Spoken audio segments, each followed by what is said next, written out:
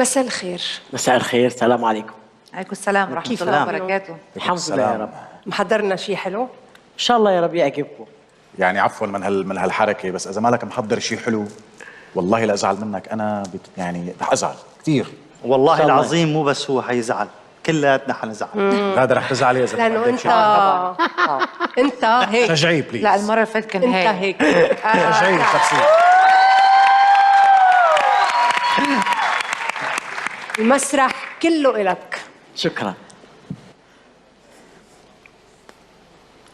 وابعت لي جواب جواب جواب وطمني تيرارارارارا، ولو انه عتاب عتاب عتاب لا تحرمني تيرارارارارا.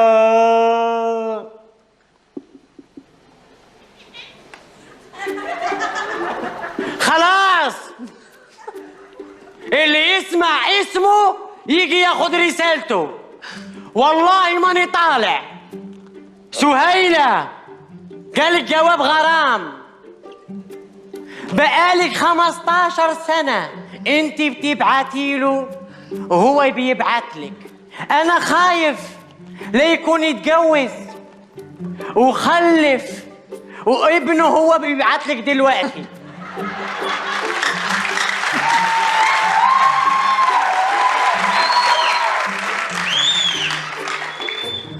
عبود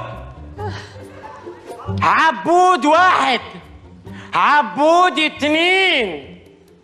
عبود 3.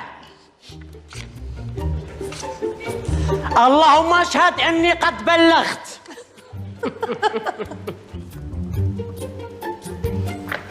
انتوا ضحكتوا؟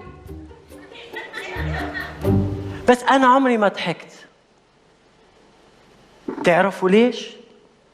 عشان انتوا عمركم ما سألتوا نفسكم هيدا ليش بيضحكنا بس عمره ما ضحك.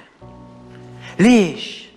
عشان انتوا عمركم ما سألتوني قلبي صاير له 25 سنة بيبكي بس ولا واحد سألني، ولا واحد جا عندي وضمني وقال لي يا زبير ما تزعلش.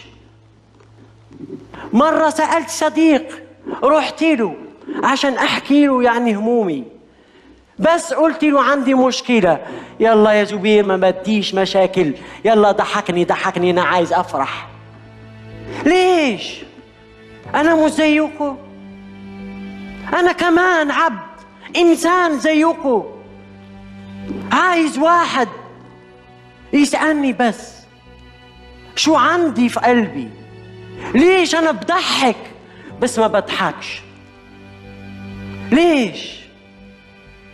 عشان هيك أنا قررت من اليوم ما راحش أزيد أضحك.